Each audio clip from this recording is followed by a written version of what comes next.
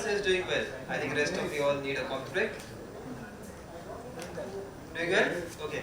I would really appreciate that we keep this session an interactive session because I will be also trying to get some responses from you. So please connect with me, please discuss the topics with me. Okay? So we are living in a world where there is a race of relevance. So what does this picture tell you? Any guess?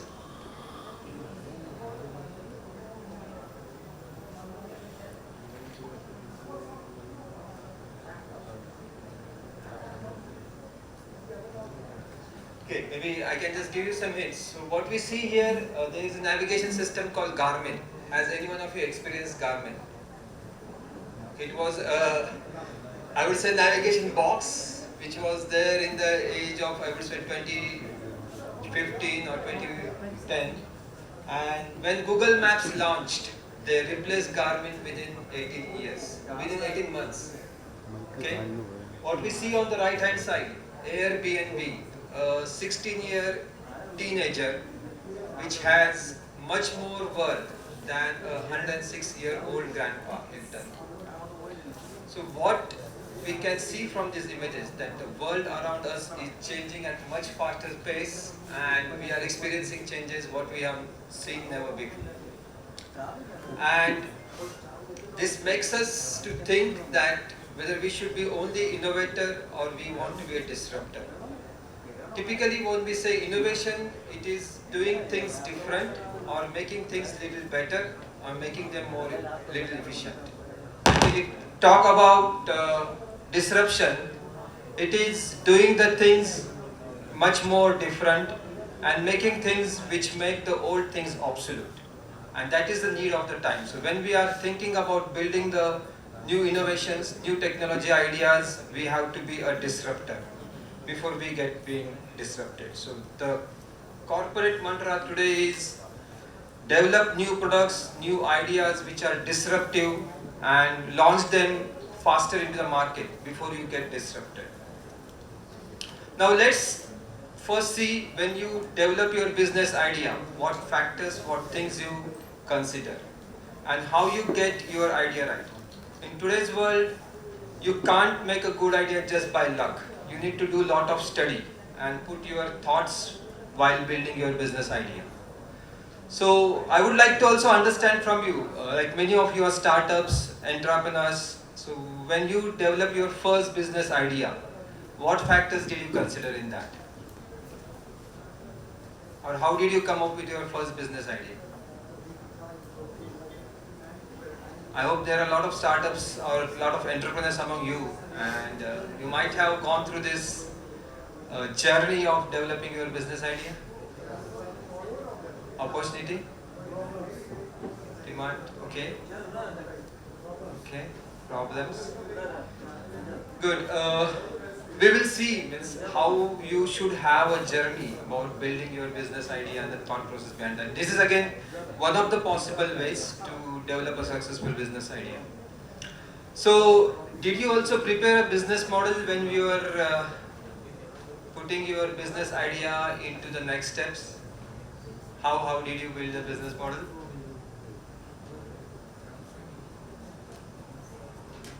Okay, good, great.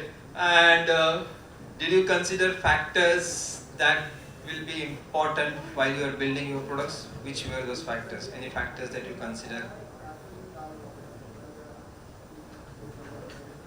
Okay.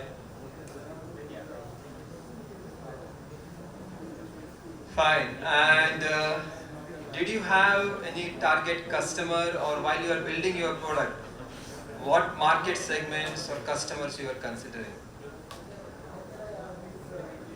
Had you considered these factors when you are putting your business together? Okay. So maybe there are some basic fundamental steps which every startup or every entrepreneur should consider when they are bringing their idea into a realization. Very important step for success is to identify your problem statement. When you are identifying your problem statements, you need to really find out the research areas or the pain areas in the market and what the customers want. If we think and if we build products which are somebody else is doing, if we are thinking that there is nothing around me changing, then we are really building an idea which is not going to get successful. So we are really building a thing which makes others successful than we. So we really need to understand what my customer wants.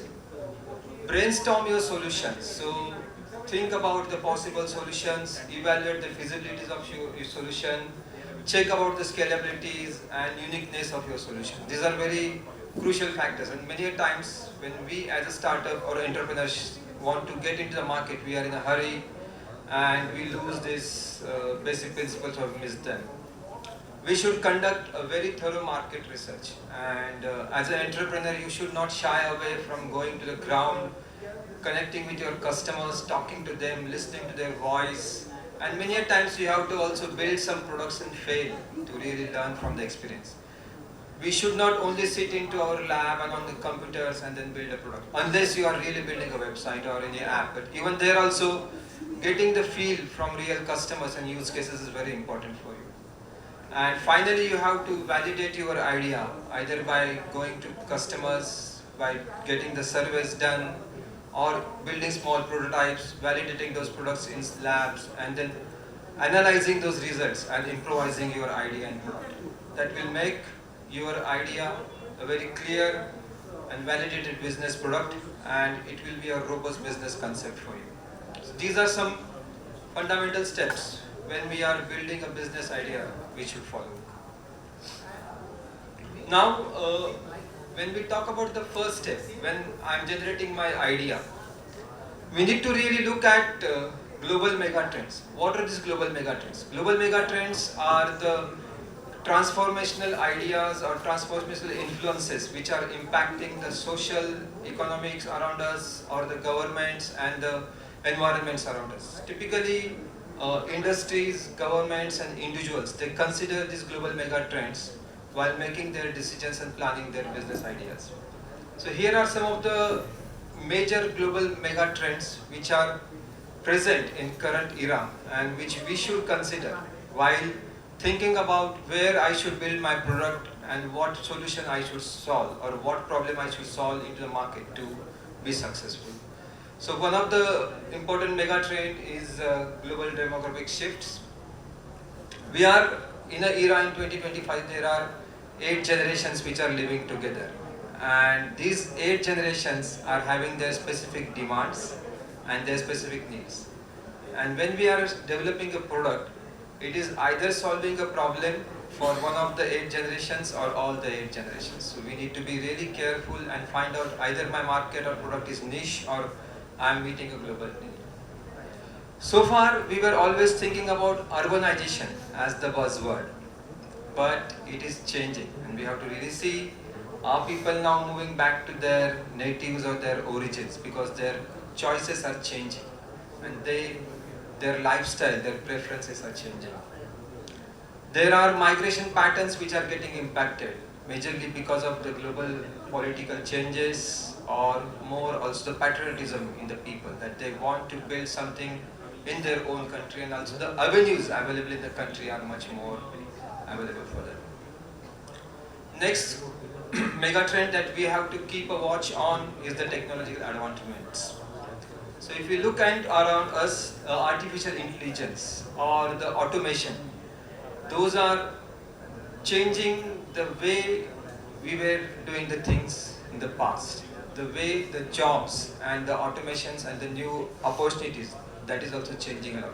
We just saw 3 examples. I think 2 of the 3 examples were based on artificial intelligence. Even the third example, they were building a lot of artificial intelligence models. So now we have to also see, when I'm developing a product, what will be the influence of these factors.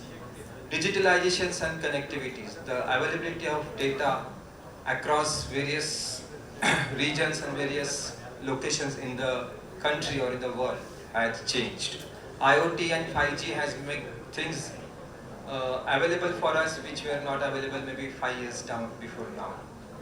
Biotechnology and genomics, those are changing the way agricultural and healthcare innovations are being developed nowadays. Climate change and sustainability is the next global mega trend, which is influencing the decarbonization, scarcity of resources like water, food, and their utilization. So we should also try to see, is my problem solving the problems about scarcity and their reuse, or circular economies which are creating the challenges for sustainable materials and their reuse. The next mega trend is economic power shifts, where the emerging markets like Asia, South Africa, Latin America are becoming the market centers against the traditional market segments like Western countries. Globalization versus relocalization or regionalization, where people are thinking more about vocal for local. And again, as I mentioned earlier, the patriotism and the local needs are becoming more and more trendsetters. There are new business models which are coming into merge and those are also driving the business decisions. Social and cultural changes. So lifestyle of people are changing, their demands are changing. We are getting more and more aware about ethical products. We now don't want to go more into the chains like McDonald's, and we want to go more on a local vendor who is offering a local taste and local need for me.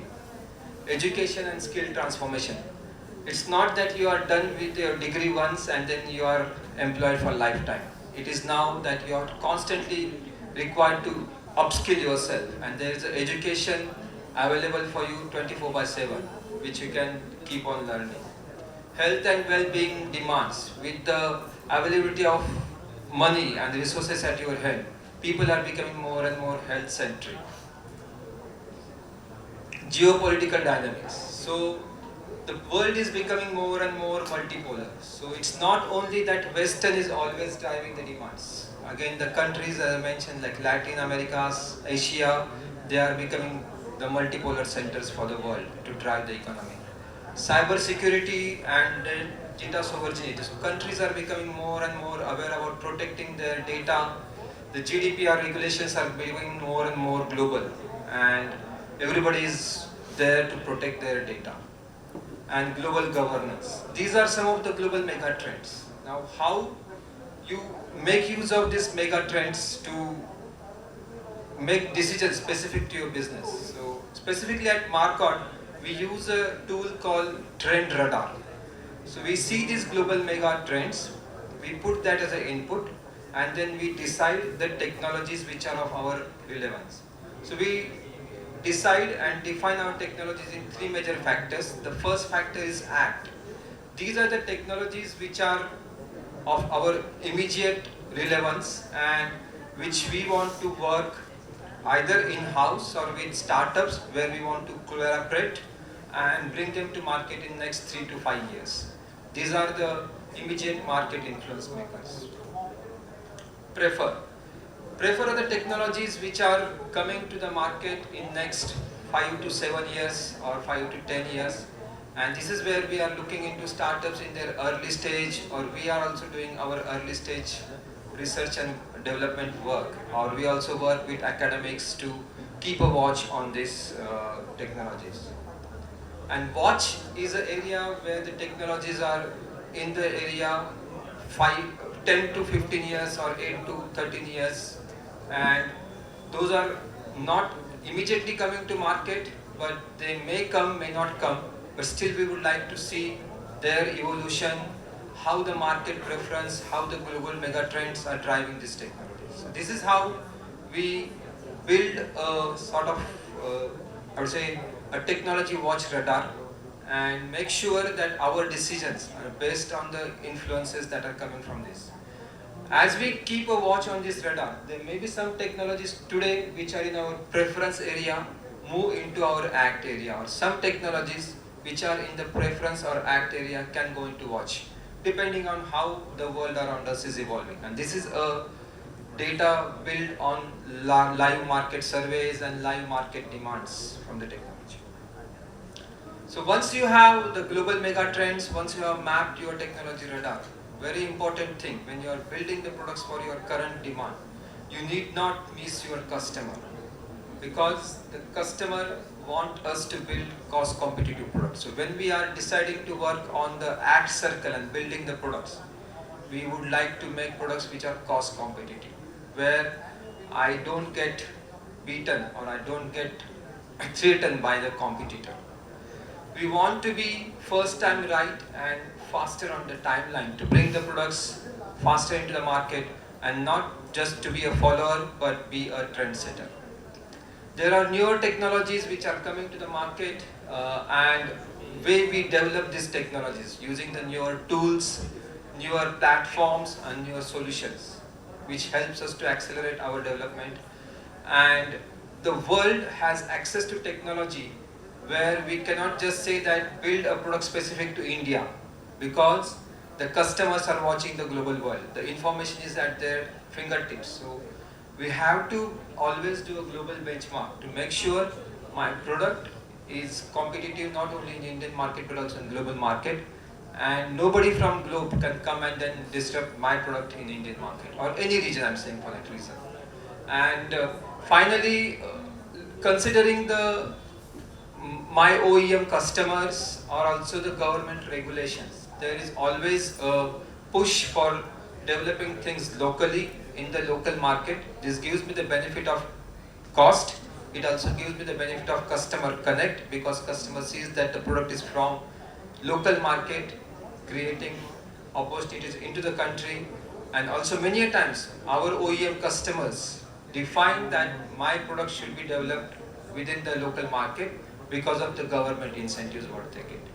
And when we are looking for also the startups, we are looking for these factors that they should consider into their product building or into their idea. So it makes us easy to make our decisions while collaborating with them. At Marcot, we have our current focus areas majorly into the 4 business areas: entry and authorization systems. Entry and authorization systems are products like your keyless entry or your remote key or your USB or UWB or NFC based access to your vehicles or to your houses. The second business area is human machine interface.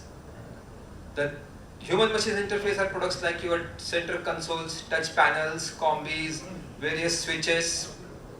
And the third product is power and energy solutions. These are majorly the e-mobility solutions like battery management systems, fuel cell control modules or cell voltage monitoring controllers.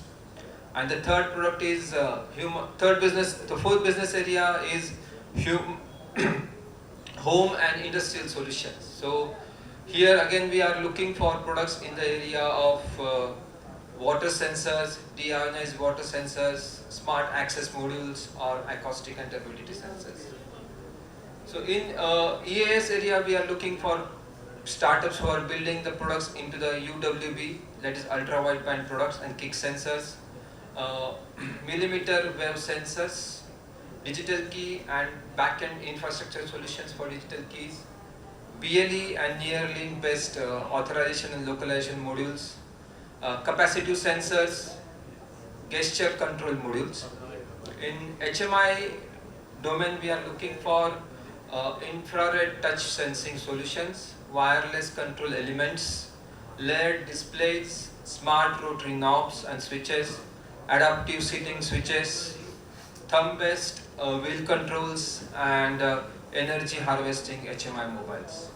In PES, we are looking for startups who are offering the solutions in the area of hydrogen ecosystem, cell voltage monitoring, as I mentioned earlier, then products which are used in the hydrogen and hydrogen sensor testing, then cell voltage and pickup sensors, fuel cell and anode loop sensors, and optical navigation sensors.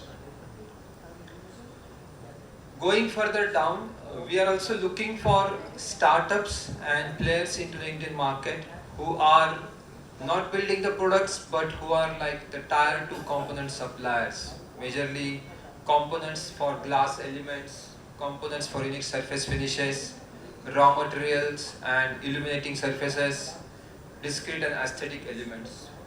In EAS area we are looking for startups who are working into the Bluetooth or low energy solutions, capacitive touch solutions, wireless charging solutions, various latches and connectors, and delicate aesthetic elements. In the PES area, we are looking for startups who are working on efficient and high performance products for inductors, transformers, power electronic products, capacitors, various fuses, shunts, connectors, and bus bars. Finally, we are also looking for startups who are providing platforms, services, and various tools for localization of products, AI and automation tools for our development workflows, tools which are generating our inspection reports, requirement engineering, people who have expertise in integrating their products into the electric vehicles or in fuel cell vehicles, people who have products for bringing the modularity and reusability, sustainable materials, and people who are working into functional safety, cyber security, and penetration testing. Finally, we at Marcot believe that working with startups is very important for us, and we are looking forward to build together with you products which are resilient, which are safe, and making us future ready. We would like to work with you to be faster in innovation. We would be ready to share the risk with you and working together with you for our mutual growth. One important factor here is to be competitive in the market. We should have a mindset of entrepreneurship where we should do more with less resources. Finally, I would like to conclude this session where we are or you are also, I would say, together with us in the journey of entrepreneurship. And when we are climbing a mountain, we should climb the mountain to see the world around us, see various opportunities that are coming around us. We should not climb the mountain so that world is able to see us, but we should see the world how it is changing around. We should stay humble and polite, listen to our customers, and build products which are sellable in the market. That is the key mantra for us.